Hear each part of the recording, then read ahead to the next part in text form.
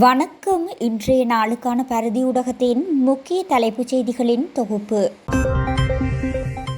வாகன இறக்குமதியை கட்டுப்படுத்த எந்த முடிவும் எடுக்கப்படவில்லை என்று இலங்கை மத்திய வங்கி வலியுறுத்தியுள்ளதாக செய்திகள் வெளியாகியுள்ளது. சில ஊடகங்கள் தெரிவித்தபடி வாகன இறக்குமதியை கட்டுப்படுத்துவது தொடர்பாக இலங்கை மத்திய வங்கிக்கும் திரைசேரிக்கும் இடையே கடித பரிமாற்றமோ அல்லது தகவல் தொடர்புகளோ இல்லை என்று அதிகாரி ஒருவர் தெரிவித்துள்ளார்.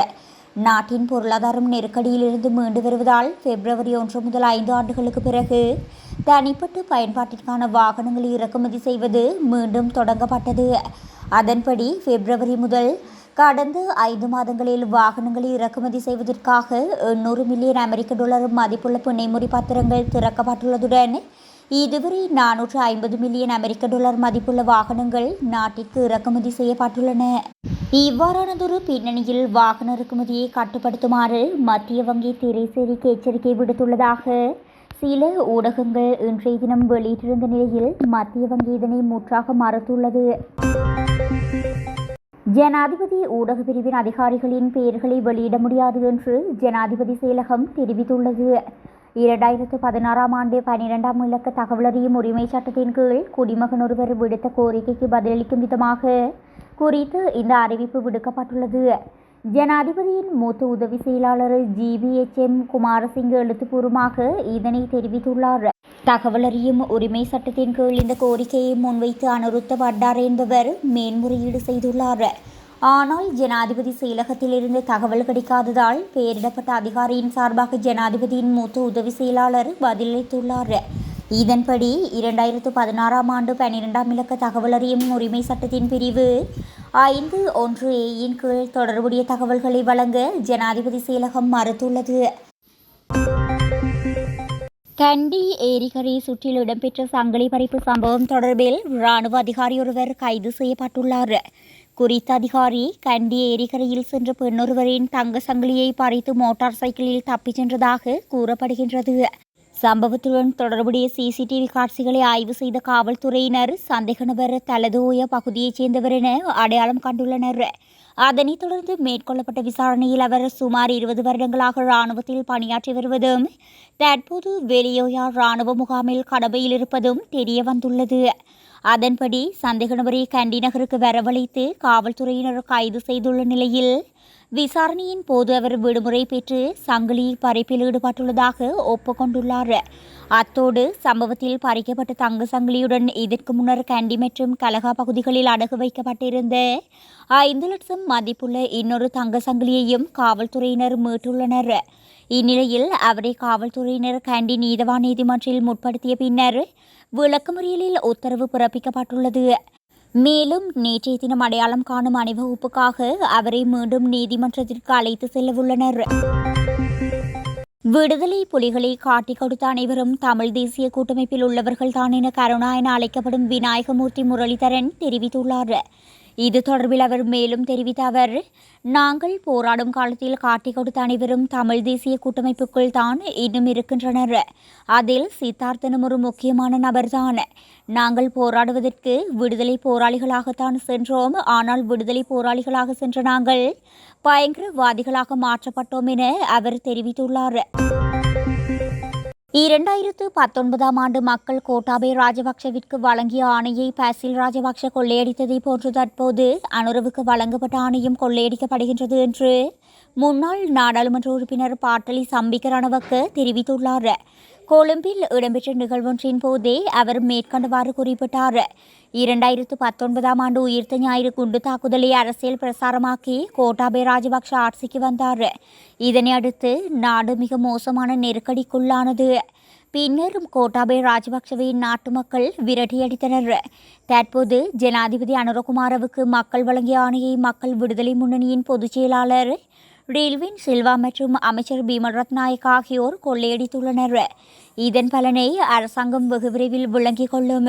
தேசிய மற்றும் சர்வதேச அரசுமுறை கடன்களை செலுத்துவதற்கு அரசாங்கத்திடம் எவ்விதமான புதிய திட்டங்களும் கிடையாது. சர்வதேச நாணய நிதியத்திடமிருந்து கடன் பெற்று நாட்களை கடத்துவதை மாத்திரம் அரசாங்கம் பிரதான கொள்கையாக கொண்டுள்ளது எனவும் குறிப்பிட்டுள்ளார். செம்மணி சித்துப்பாத்தி மனித புதைகுழியில் இதுவரை 52 மனித எலும்புக்கூடுகள் அடையாளம் காணப்பட்டுள்ளது. இதில் 47 மனித எலும்புக்கூடுகள் முழுமையாக அகழ்ந்தெடுக்கப்பட்டுள்ளது. யாழ்ப்பாணம் செம்மணி சித்துப்பாத்தி இந்துமையான மனித புதைக்குழியின் 2ஆம் கட்ட அகழ்வு பணிகள் 12வது நாளாக யாழ்ப்பாண நீதவான் நீதிமன்ற நீதிபதி ஏ ஆனந்தராஜாவின் முன்னிலையில் தொல்லியல் துறை பேராசிரியர் ராஜ் சோமதேவா, சட்ட வைத்திய அதிகாரி செல்லையா பிரணவன் ஆகியோரின் பங்கேற்போடு நேற்றைய தினமும் முன்னெடுக்கப்பட்டது. பேராசிரியர் ராஜ் சோமதேவா ஏற்கனவே செய்மதி புகைப்படத்தின் ஆதாரத்துடன் அடையாளப்படுத்திய பகுதியை யாழ் பல்கலைக்கழக தொல்லியல் பீட மாணவர்களினால் அகழ்வு பணி முன்னெடுக்கப்பட்டது. இதன் போதும் புதிதாக சில மனித எலும்பு தொகுதி அடையாளம் காணப்பட்டுள்ளது. அதனை விடவும் அகழ்வு பணி இடம்பெறும் இடத்திலிருந்து மழைநீர் வடிந்தோடுவதற்காக நேற்று முன்தினம் பைக்கோ இயந்திரம் மூலமாக வாய்க்கால் வெட்டும் பணி முன்னெடுக்கப்பட்டது. இதன் போதும் சில மனித எலும்பு எச்சங்கள் அடையாளம் காணப்பட்டது. இதனை அடுத்து வாய்க்கால் வெட்டும் பணியும் இடைநிறுத்தப்பட்டுள்ளது. மேலும் சிறுபிள்ளையின் அடையாளப்படுத்தப்பட்டுள்ள எலும்பு கூடொன்றுடன் சில தடயங்களும் கண்டுபிடிக்கப்பட்டுள்ளது.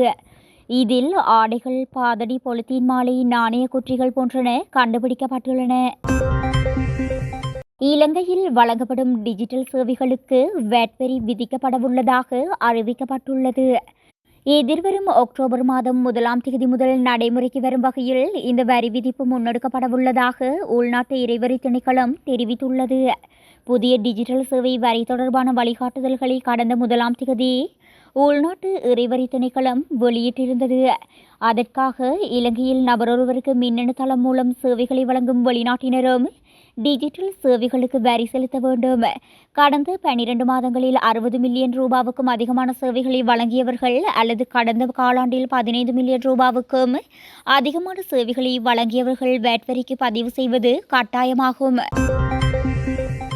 யாழ் வடமராட்சி கிழக்கு பொதுச்சந்தையில் திடீரென மயங்கி விழுந்து உயிருக்கு போராடிய நபரை கொண்டு செல்வதற்கு மருதங்கணி வைத்தியசாலையில் நோயாளர் காவு வண்டி உதவி மறுக்கப்பட்டுள்ளதாக நபரொருவர் குற்றம் சாட்டியுள்ளார்.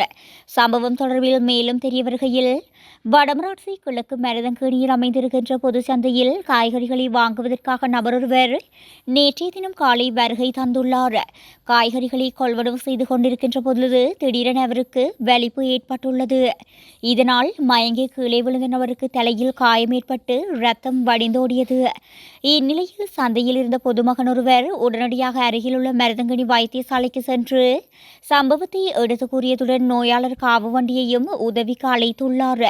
மருதங்கணி வைத்தியசாலையில் காணப்பட்ட நோயாளர் காவு வண்டி சாரதியிடம் விடயத்தை தெரியப்படுத்திய வேளை நோயாளர் காவு வண்டி விட முடியாது என்றும் வைத்தியர் தூங்குவதாகவும் தெரிவித்திருந்தார். எனினும் வைத்தியரை ஒருமுறை கேட்டு செல்வதாக தெரிவித்தார். இந்நிலையில் உயிருக்கு போராடிய நபரை காப்பாற்றுவதற்காக 1990 இலக்கத்திற்கு அழைத்து நோயாளர் காவு வண்டியை வரவழைத்ததாக விசனம் வெளியிடப்பட்டுள்ளது. அண்மை காலமாக மக்கள் மருத்துவ தேவைகளை பெறுவதில் மருதங்கணி வைத்தியசாலையில் தொடர்ந்து சிக்கல்களை எதிர்நோக்கி வருவதாக தெரிவிக்கப்படுகின்றது. இந்நிலையில் உயிருக்கு போராடிய நபரை நோயாளர் காவு வண்டியிருந்தும் அதனை கொடுத்துதவாத மருத்துவமனை எதற்கு என சமூக ஆர்வலர்கள் கேள்வி எழுப்பியுள்ளனர். இலங்கையை கொலை கலாசாரம் ஆக்கிரமித்துள்ளதுடன் அடையாளம் தெரியாத துப்பாக்கிதாரிகளின் பிடியில் சிக்கி தவிக்கும் ஒரு சமூகம் உருவாக்கப்பட்டுள்ளதாக எதிர்க்கட்சி தலைவர் சஜித் பிரேமதாச தெரிவித்துள்ளார்.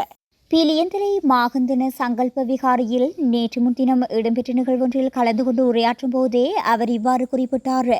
இங்கு அவர் மேலும் தெரிவிக்கையில், நோய்வாய்ப்பட்ட நோயாளிகளுக்கு சரியான நேரத்தில் சேவைகளை பெற்றுக் கொடுக்க வேண்டும். இலவச சுகாதாரம் என்பது அரசு வைத்தியசாலையிலிருந்து மருந்து சீட்டை பெற்று தனியார் மருந்தகத்தில் மருந்து வாங்கும் நடவடிக்கை அல்ல. எனவே இந்த இலவச சுகாதாரம் பாதுகாக்கப்பட வேண்டும்.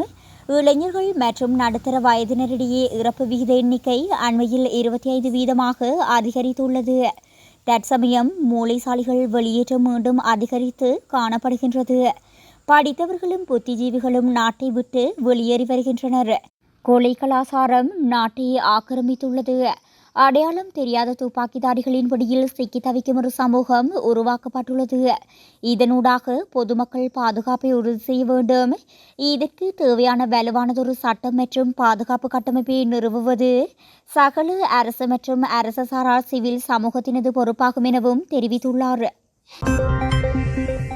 ஜயவர்தனபுர பொது வைத்தியசாலையின் சத்திர சிகிச்சை நிபுணர் வைத்தியர் மகேஷ் விஜயரத்னவின் மகளை எதிர்வரும் 9ஆம் தேதி வரை விளக்கமறியலில் வைக்குமாறு கொழும்பு நீதவான் நீதிமன்றம் உத்தரவிட்டுள்ளது. லஞ்ச ஊழல் விசாரணை ஆணைக்குழு அதிகாரியொருவரை மிரட்டிய குற்றச்சாட்டின் பேரில் வைத்தியர் மகேசி விஜயரத்னவின் 21 வயதுடைய மகள் காவல்துறையினரால் கைது செய்யப்பட்டுள்ளார். லஞ்ச ஒழிப்பு ஆணைய அதிகாரியொருவரை மிரட்டிய சம்பவம் தொடர்பாக அவர் கைது செய்யப்பட்டுள்ளார். லஞ்ச ஊழல் விசாரணை ஆணைக்குழுவினால் கைது செய்யப்பட்ட ஜெயவர்த்தனபுர வைத்தியசாலையின் நரம்பியல் சத்திர சிகிச்சை விசேட வைத்திய நிபுணர் மகேசி சூரசிங்க விஜயரத்ன உட்பட மூவரையும் எதிர்வரும் ஜூலை மாதம் 8ஆம் தேதி வரை விளக்கமறியலில் வைக்குமாறு உத்தரவு பிறப்பிக்கப்பட்டுள்ளது. தனது தனியார் நிறுவனம் மூலம் விற்கப்பட்ட அறுவை சிகிச்சை உபகரணங்களை பணத்திற்கு நோயாளிகளுக்கு வழங்கும் நோக்கில் இறந்த நோயாளிகளுக்கு அறுவை சிகிச்சைகள் செய்யப்பட்டதாகவும், மூளை இறந்த 5 நாட்களுக்கு பிறகு நோயாளியின் இதயமுறை இயந்திரத்தை பயன்படுத்தி அறுவை சிகிச்சை செய்யப்பட்டதாக பிரேத பரிசோதனையில் தெரியவந்ததாகவும் ஆணைக்குழு அதிகாரிகள் தெரிவித்துள்ளமை குறிப்பிடத்தக்கது.